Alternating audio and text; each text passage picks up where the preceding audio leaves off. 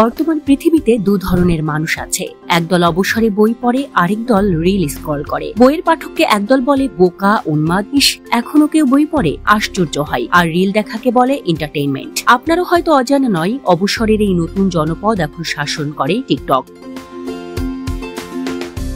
Alex সবুজের নাম না জানলে আপনি পিছিয়ে আছেন। হাওড়ে ডুব দিয়ে 22 মাস ধরে তিনি বানালেন ভিডিও, আর মুহূর্তেই মিলিয়ন ভিউ। এই মিলিয়ন দর্শক কারা? গাজীপুরের তার ছোট্ট জুতার দোকান, কিন্তু দোকানের মালিক নয়, তিনি এখন তারকা। রাস্তায় বের হলেই ভক্তরা সেলফির জন্য লড়াই শুরু করে।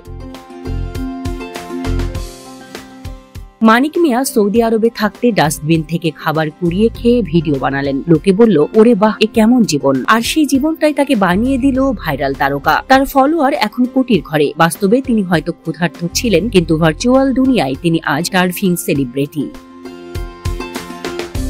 তারপর আসে প্রণমী নাফির নাম। তার কালাচান গানটি এখন টিকটক দুনিয়ার জাতীয় সঙ্গীতের মতো। 330 মিলিয়নের বেশি ভিউ। গানটা শুনলে মনে হবে চানাচুর, মচমুচে, ঝাল, আবার কখনো অকারণে খাওয়া। কেউ লিরিক নিয়ে হাসাহাসি করে, কেউ আবার বাজিয়ে দেয় লুপে। রিটন মিয়া আছেন, যিনি ভিডিওতে হঠাৎ চিৎকার করে বলেন, I am bra bra brand. এই চিৎকারে ভিউ আসে লাখে লাখে। আরেকজন আবার আইফোন হাতে ক্যামেরায় তাকিয়ে বলেন, শি ইজ ব্র্যান্ড। এই অদ্ভুত সংলাপের জন্য তারা হয়ে গেছেন ভাইরাল দুনিয়ার গুরু।